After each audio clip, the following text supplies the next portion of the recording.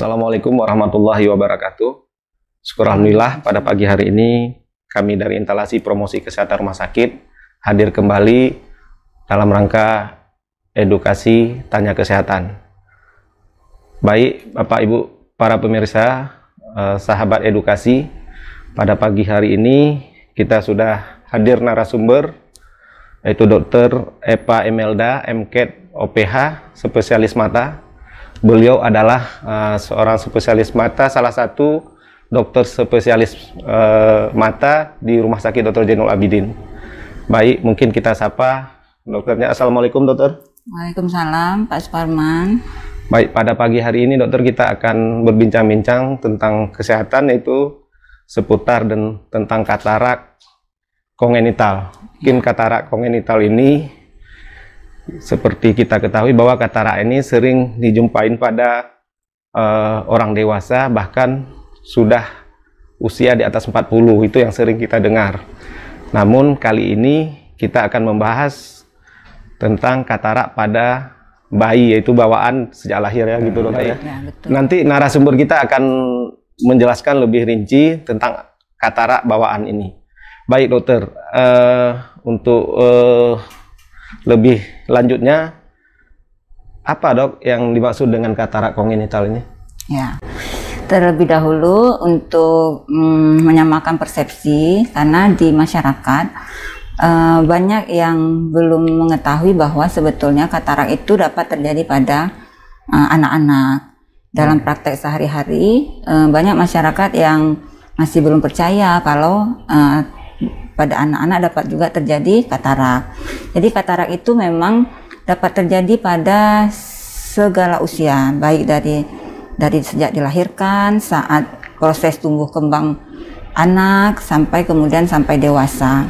Jadi ada terbagi 3 katarak itu berdasarkan usia, yaitu katarak kongenital, katarak juvenil, serta katarak senilis. Itu istilah di bidang kedokteran. Untuk katarak kongenital itu merupakan katarak yang terjadi sejak anak dilahirkan atau terjadi saat usia anak masih di bawah 6 bulan. Jadi terdeteksinya sejak lahir sampai usia 6 bulan. Kemudian pada masa pertumbuhan anak bisa saja terjadi katarak juvenil. Nah, kemudian yang paling banyak prevalensinya yaitu katarak senilis, di mana proses penuaan menyebabkan terjadinya kekeruhan pada lensa mata dimulai sejak usia 40 tahun ke atas. Semakin meningkat usia, maka akan semakin meningkat prevalensi terjadinya katarak senilis gitu. Nah, untuk anak-anak, baik katarak pada anak maupun pada saat perkembangan dan pada saat usia, katarak itu menjadi perhatian kami semua dokter mata karena mengganggu fungsi penglihatan, otomatis akan mengganggu aktivitas sehari-hari pasien, dan untuk anak-anak untuk masa depannya sangat terganggu, bisa mengganggu pola untuk perkembangan otak anak, proses belajar mengajar dan lain-lain.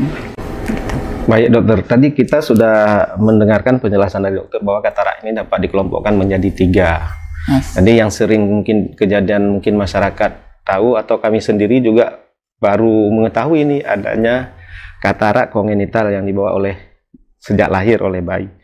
Cuman pada saat katarak pada orang dewasa kita sudah tahu mungkin gejalanya itu pasti terjadi pengkaburan mata ya. Kalau pada bayi itu gejalanya gimana dokter? Karena itu kan sulit untuk kita deteksi bahwa bayi kita itu sudah terjadinya katarak kongenital gitu. Oke. Nah, jadi untuk efek dari terjadinya katarak pada bayi itu lebih memiliki efek jangka panjang dibandingkan pada usia yang sudah masa pertumbuhan ataupun usia tua. Kenapa demikian? Karena fungsi penglihatan itu berkaitan dengan pengalaman penglihatan. Nah, jika seorang anak tanpa ada pengalaman penglihatan, maka otaknya tidak berproses untuk untuk melihat gitu.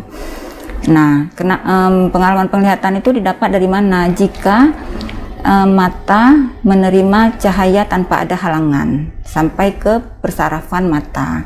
Nah, katarak itu menyebabkan mata yang merupakan media optik yang seharusnya jernih dari depan sampai ke segmen posterior mata akan tertutupin oleh katarak, ya, di mana lensa itu menjadi keruh. Nah, jadi katarak akan menahan cahaya yang masuk ke mata sehingga cahaya tidak diteruskan ke pusat penglihatan. Nah, demikian tidak diolah, cahaya yang masuk tidak diolah sehingga tidak terjadi proses pembentukan bayangan dan tidak ada pengalaman penglihatan bagi si anak. Baik dokter, berarti sebenarnya para pemirsa, untuk kita mengetahui bayi kita apakah mengalami katarak kongenital atau tidak, itu mungkin dokter bisa memberikan gambaran bagaimana seorang ibu atau ayahnya sehingga mengetahui bayinya baru lahir itu mengalami katarak kongenital itu secara fisik, mungkin dari keluarga langsung, baru dia bawa ke pelayanan gitu dok. Ya, baik. Tanda dari katarak kongenital yaitu pada pupil mata anak atau bagian tengah mata anak itu terdapat bintik putih yang disebut dengan leukokoria. Sebetulnya bintik putih pada bayi yang dilahirkan itu terdapat pada beberapa penyakit. Nah, yang paling sering yaitu katarak kongenital. Itu. Jadi kalau melihat ada tanda bintik putih pada anak, atau kadang-kadang bintiknya tidak terlalu signifikan, tidak terlalu jelas terlihat oleh keluarga atau kurang diperhatikan, bisa juga diperhatikan bahwa setelah usia anak 2-3 bulan anak belum bisa memfokuskan penglihatannya, masih mencari-cari, belum bisa mengikuti arah cahaya atau tidak silau dengan cahaya, diberi mainan tidak tahu misalnya gitu. Nah, itu keluarga sudah bisa mencurigai ada sesuatu pada mata anak, dan dianjurkan untuk memeriksakan mata anaknya ke dokter mata. Gitu. Baik dokter, mungkin menarik sekali ini karena kita berbicara tentang katarak pada anak. Jadi pada saat anak sebelum dia lahir itu, katarak ini apakah bisa mungkin seorang ibu pada saat dia mengandung bayinya itu bisa berusaha untuk mencegah terjadinya katarak kongenital ini? Ya, jadi secara penyebab terjadinya katarak kongenital, Pak Suparman, terjadi karena tidak diketahui penyebabnya, ada yang jelas diketahui penyebabnya. Jadi masih banyak penelitian-penelitian yang mencari sebab akibat terjadinya katarak ini. Jadi penyebabnya itu bisa terjadi secara kelainan genetik diturunkan, bisa juga terjadi karena nutrisi yang malnutrisi, kekurangan nutrisi, bisa terjadi infeksi pada mata anak, bisa terjadi karena trauma pada saat kelahiran.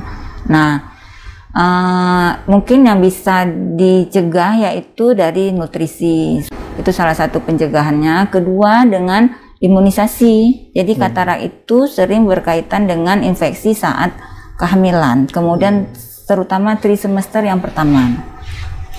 Misalnya rubella ya, Bapak menyebabkan congenital rubella syndrome.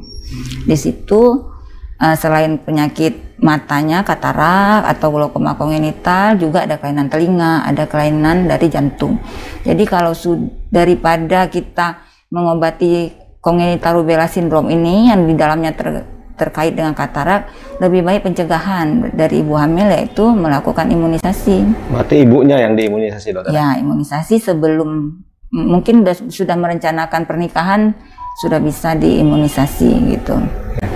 Baik dokter, mungkin kita lihat dari tadi pengelompokan daripada katarak tadi ada 3 kelompok. Mungkin dari prevalensi kejadian katarak pada bayi ini khususnya di Indonesia dan Aceh, apakah prevalensi dengan dari 3 kelompok katarak tadi itu gimana gambarannya? Sudah ada prevalensi itu di dunia ya, dia sangat kecil angkanya masih, yaitu 1 sampai 15 kasus per 10.000 kelahiran. Nah, untuk Asia 1 sampai 3 kasus untuk 10.000 kelahiran. Tetapi untuk Aceh belum ada data itu. Mudah-mudahan kita bisa buat penelitian untuk penelitian survei ya, berarti ya, untuk mendapat angka prevalensi ini di Aceh tepatnya. Tapi walaupun kasus dari katarak kongenital ini kecil, jika terdapat satu kasus itu sudah merupakan penanganan jangka panjang. Nah, beda dengan dewasa, mungkin 50-100 kasus dewasa tidak seberapa penanganannya dibandingkan dengan 1 atau 2 kasus katarak kongenital. Katarak pada dewasa setelah operasi 1-2 bulan penyembuhan luka, insya Allah sudah selesai masalahnya gitu. Pasien dapat terang kembali, mendapat kembali fungsi penglihatannya, dapat beraktivitas kembali. Tapi kalau pada anak-anak, penanganannya jangka panjang, tidak cukup operasi selesai gitu, tidak. Oh, baik dokter, mungkin sangat bermanfaat tadi penjelasannya dok. Mungkin kalau kita lihat tadi memang prevalensi untuk di Aceh kita belum bisa memprediksi. Namun kasusnya apakah sudah ada nih dok? Karena ini dokter adalah salah satu konsultan untuk pediatrik mata ya, untuk kasus mata pada anak dan bayi gitu. Ya sejak saya praktek pediatrik lumayan kasusnya, lumayan tinggi ya di Aceh. Setiap untuk kasus-kasus anak baik katarak maupun yang lain-lain ya tinggi dok ya.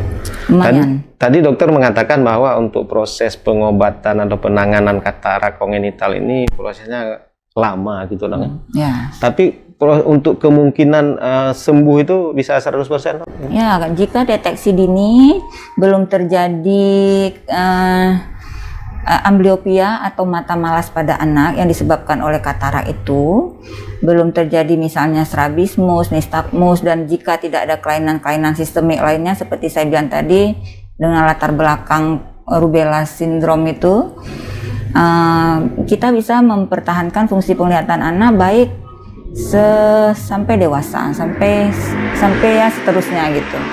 Jika penanganan deteksi dini dan penanganan yang tepat. Ya, ada kasus saya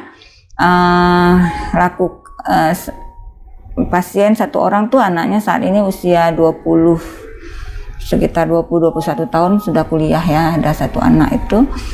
Jadi dia waktu usia 2 tahunan atau 3 tahunan operasinya di Medan waktu itu.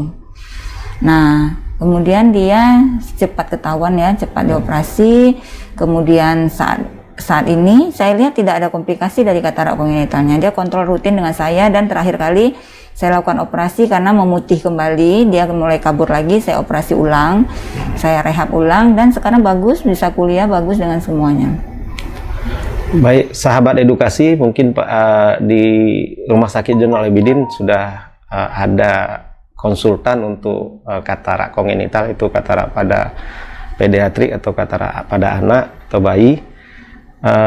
Untuk mendapatkan proses pelayanan di RUSDA dokter, itu gimana supaya katarak kongenital ini apabila dari daerah atau dari rumah sakit kabupaten untuk mendapatkan pelayanan apabila anaknya ada mengalami tadi seperti ciri-ciri atau gejala yang seperti dokter sampaikan tadi, maka proses untuk pelayanan di RUSDA itu bagaimana dok? Ya, pelayanan di Zainal Abidin sudah cukup sesuai dengan prosedur pelayanan di tempat lainnya di Indonesia. Jadi sarana prasarana, kemudian sumber daya manusianya seperti dokter spesialis matanya sudah cukup memadai, sudah lengkap untuk dilakukan pelayanan katarak kongenital tersebut di sini. Mungkin untuk konsultan pediatrik tadi dok, untuk kongenital ini itu hari apa aja mungkin ada di? Oh iya. Karena kan kita ini kan banyak subnya udah dok. Iya. Ada sub kornea, ada sub mungkin yang lainnya, dan juga salah satu sub katarak pada pediatrik ini dok, pada anak. Untuk bidang pediatrik oftalmologi bisa datang di hari Jumat pagi, poliklinik rawat jalan spesialis hari Jumat pagi. Ya, baik para pemirsa, kita sudah mengetahui bahwa sahabat edukasi semua, apabila ada kita temukan gejala katarak pada bayi atau anak kita, katarak kongenital itu dibawa sejak lahir, mungkin bisa nanti kalau memang itu langsung ke layanan kesehatan dan dirujuk ke Rumah Sakit Zainal Abidin, yaitu sudah tadi disampaikan oleh dokter kita bahwa untuk layanan untuk khusus katarak itu ada pada hari Jumat ya dokter ya. Mungkin sebelum kita tutup bincang-bincang kita tentang kesehatan katarak kongenital ini, ada nggak himbauan untuk masyarakat kita supaya dapat mencegah dan selanjutnya untuk dapat penanganan lebih cepat untuk katarak ini, dok? Ya, jadi saya mengharapkan untuk seluruh keluarga di Aceh, terutama Indonesia juga dunia, untuk peduli dengan setiap anak yang dilahirkan, baik bukan kondisi umumnya saja, tetapi juga fungsi matanya, karena mata merupakan jendela dunia. Jika keterlambatan dalam mendeteksi penyakit yang terjadi pada anak, misalnya kasus katarak kongenital ini, maka kita akan kehilangan fungsi penglihatan anak itu seumur hidup. Tetapi jika kita bisa cepat tertangani dengan tepat, maka fungsi penglihatan dapat baik seumur hidup si anak itu. Dalam rangka memperingati World Sight Day yang bertepatan hari ini tanggal 14 Oktober, saya mengajak kita semuanya untuk peduli dengan kesehatan mata, dan khusus untuk mata anak, kenali binar mata anak untuk mendeteksi dini. Demikian. Baik para pemirsa, sahabat edukasi, ternyata pada hari ini adalah hari peringatan mata sedunia, yaitu 14 Oktober 2021. Maka dalam rangka ini juga dokter kita hadir untuk memberikan materi edukasi tentang katarak kongenital. Mudah-mudahan materi yang disampaikan tadi sangat bermanfaat bagi kita semua dan bagi pemirsa, dan juga bisa menyampaikan kepada teman-teman yang lain atau pada saudara atau sahabat apabila menemukan gejala atau tanda-tanda katarak kongenital tadi. Apabila Anda menemukan, maka Anda dapat langsung ke pelayanan terdekat, kemudian nanti akan dirujuk ke rumah sakit yang mempunyai fasilitas seperti RSUD ZA, sudah memiliki konsultan mata, yaitu khusus untuk anak, pediatrik ya, konsultan pediatrik. Kami dari Instalasi Promosi Kesehatan Rumah Sakit mengundurkan diri, mudah-mudahan bermanfaat. Kita akhiri, salam sehat, salam edukasi. Assalamualaikum warahmatullahi wabarakatuh.